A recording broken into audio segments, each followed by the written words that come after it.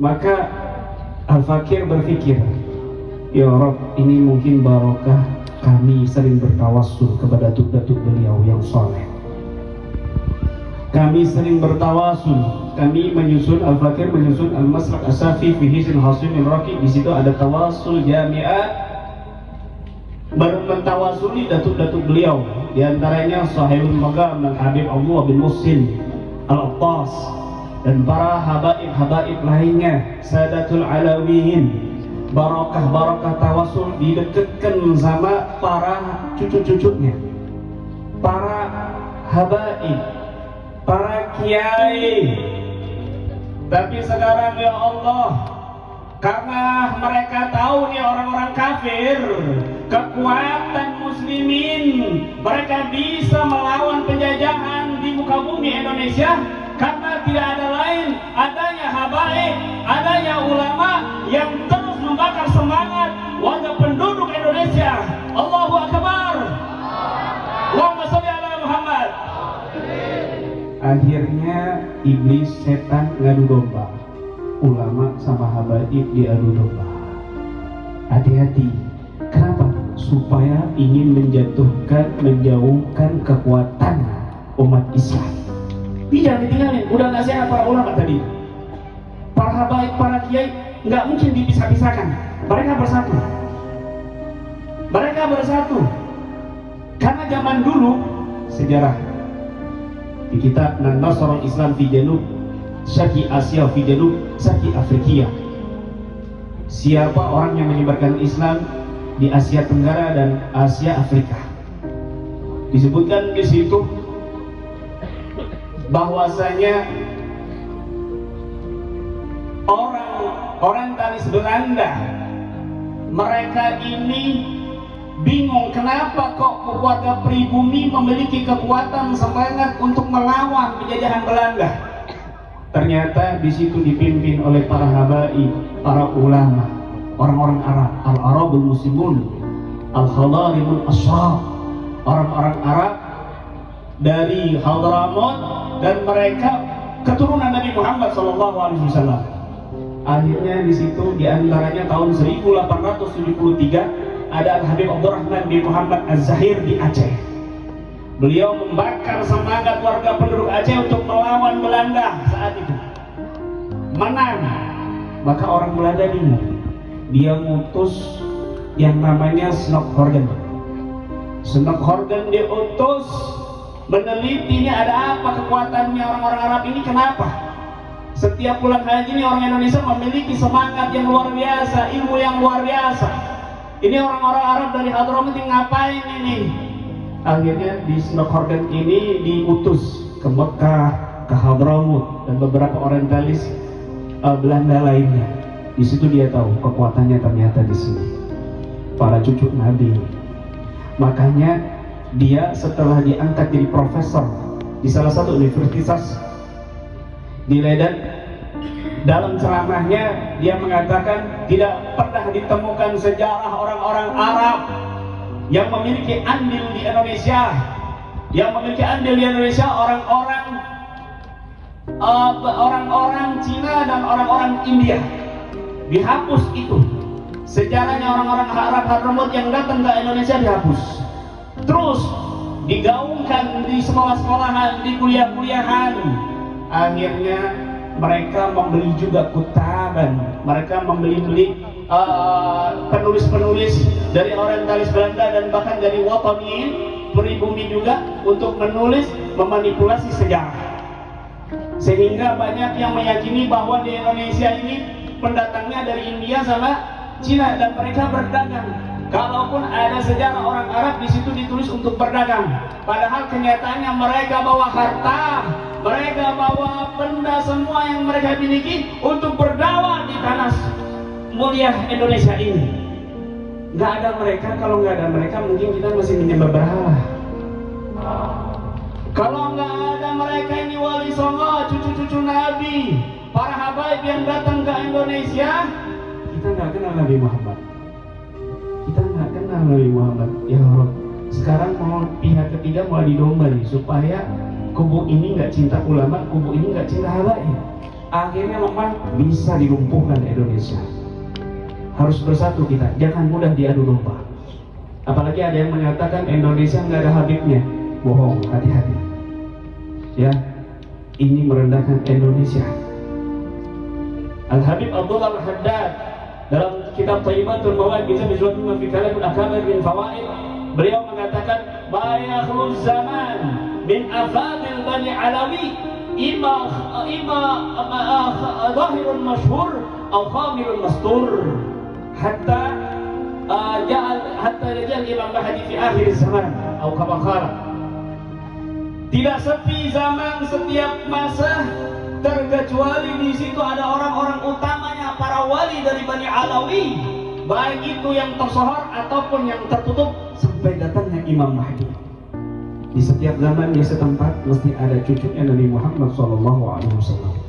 Jadi jangan dengerin kalau ada orang yang bikin fitnah habaib nada Indonesia, jangan dengerin. Ini ajaran menyimpang dari Ahlus Sunnah wal Jamaah.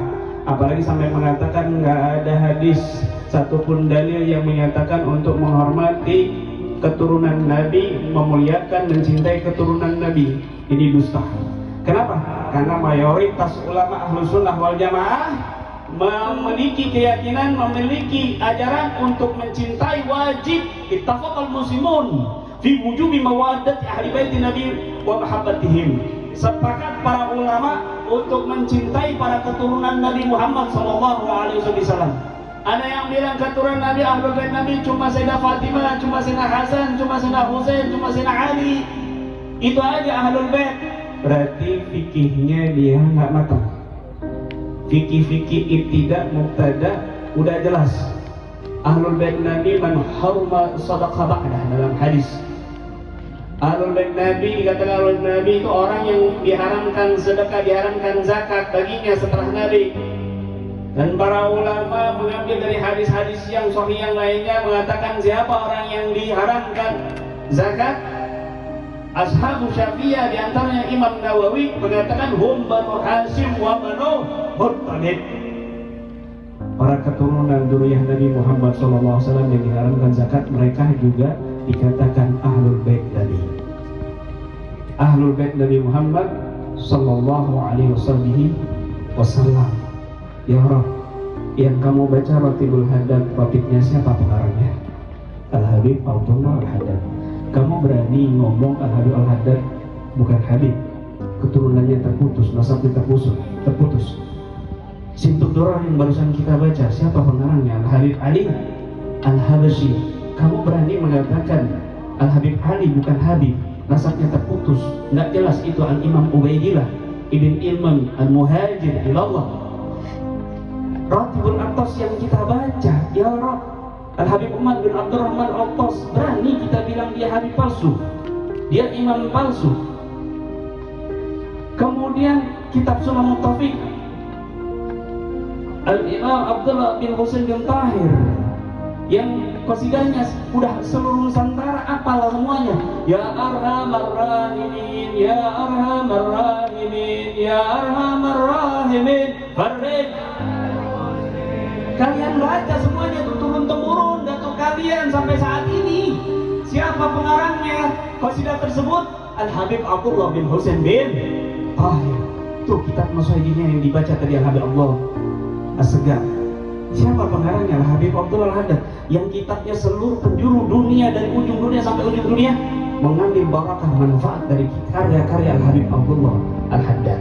Bahkan Al-Habib Abdullah Al-Haddad dalam bait Al-Ainiyahnya mengatakan tentang Al-Imam Ubaidillah wa Ahmad wa Abdullah wa Alwihim wa Basirihim wa Jadidihim ka mahma wa'i. Beliau dengan terang-terangan menyatakan, menampilkan biografi anak-anaknya daripada Al-Imam Muhajir, diantaranya Abdullah. Kita mau percaya siapa? Al-Habib Abdullah apa orang itu yang benar? Mau percaya siapa? Al-Habib Abdullah apa orang baru? Abdullah. Jawab yang tegas. Percaya siapa? Al-Imam Abdullah apa orang itu? Allahumma sholli ala Muhammad. Hati-hati, mereka bingung bikin isu imigran Yaman. Kalau kita tanya nih misalnya Al-Habib Abdullah, anaknya siapa? Anaknya Al-Habib Agasim, anaknya Al-Habib Ja'far. Al-Habib Ja'far lahir di mana? Di Indonesia. Terus masih pribumi. Coba lu, anaknya siapa? Bulan. Terus lahir di mana? Bapak lu di sini. Kakek lu lahir di mana? Di sini. Terus buyut lu lahir di mana? Di sini. Buyut lu lagi lahir di mana? Nggak tahu, bisa jadi Cina, Yahudi. Kok bingung? Nggak usah bingung, ya Rabb. Mereka datang ke sini untuk dakwah. Kalau nggak ada mereka mungkin kita masih menyembah berhala. Na'udzubillah min dzalik. Hati-hati ya. Dengarkan terakhir. Nabi SAW pernah bersabda begini. Ra'aitu umudan kitab untuzi'a min tahti wisadati. Fa nadartu laha fa idza huwa nurun safi'un umida ila syam. Ala innal iman idza waqa'atil fitan fi syam. Dengarkan baik-baik. Aku pernah bermimpi, kata Nabi SAW, ra'aitu umudan kitab. Aku melihat tiang-tiang kitab, tiang-tiang lauhul mahfuz terbuka dari bawah bantalku. Lalu aku pandangi tiang-tiang lauhul mahfuz itu, fa'idha huwa nurun safi'un, ternyata itu berupa cahaya yang terang benderang, umida ila syam, yang mengarah ke Syam. Maka Nabi bersabda, ala annal iman, ketahuilah sesungguhnya iman yang sejati, idza waqa'atil fitan, ketika terjadi fitnah-fitnah huru-hara, fi Syam, terletak di Syam. Syam itu Palestina, Lebanon, Suriah, dan lain sebagainya. Itu Syam. Padahal di lain hadis Nabi mengatakan satakunu fitan fi Syam, al-hurub wal-hurub, atau kama qala sallallahu. Banyak hadis-hadis yang menjelaskan bahwa terjadi fitnah-fitnah di negeri Syam, peperangan dan pengungsian. Tapi wala tasubbu Syam, jangan kamu mencela Syam. Meskipun ada fitnah huru-hara peperangan terjadi di timur tengah, di Syam dan sebagainya, wala tasubbu Syam, jangan kamu mencela Syam. Fa inna fihimul abdan, karena di Syam itu Palestina dan sebagainya ada wali-wali abdan. Bahkan nanti benteng terakhir umat muslim ketika Dajjal keluar itu di Syam, di Palestina. Benteng terakhir umat Islam itu. Hati-hati, balik ke Yaman, balik ke Syam, hati-hati ini ucapannya. Ya, bahkan di hadis yang lain Nabi pernah mengatakan Allahumma barik yang fi yamanina wa syamina. Allahumma barik fi syamina wa yamanina. Ya Allah, berkahi Syam kami dan Yaman kami. Ya Allah, berkahi Syam kami dan Yaman kami. Ada sahabat dari Najd ngomong, ya Rasulullah, wa fi Najdina. Ya Rasulullah, doakan juga Najd kami, Saudi kami. Ya Rasulullah, doakan juga berkah. Apa jawab Nabi? Fiha az-zalazil wal fitan wa fiha yadharu qarnu syaitan. Di Najd itu akan muncul fitnah dan kegoncangan, dan di Najd itu, di Saudi itu akan muncul tanduknya setan. Maka ini akhir zaman, ya, jangan mau diadu domba oleh pihak ketiga. Jangan mencela kiai, jangan mencela ulama, jangan mencela, apalagi mencela habaib. Hati-hati. Ini luar biasa anugerah yang kayak gini ya Allah. Nangis rasanya saya duduk di samping mereka semua. Mudah-mudahan sebagaimana Allah kumpulkan kita duduk di sini, mudah-mudahan Allah kumpulkan kita bersama datuk beliau yang mulia Nabi Muhammad SAW. Ya Allah, sebagaimana Kau mudahkan langkah kami ya Allah menghadiri majlis mulia ini bersama para cucu Nabi Muhammad ya Allah, maka kumpulkan kami ya Allah bersama datuk mulia mereka Nabi Muhammad SAW. Izinkan kami ya Allah minum telaga Kausar dengan tangan Nabi Muhammad.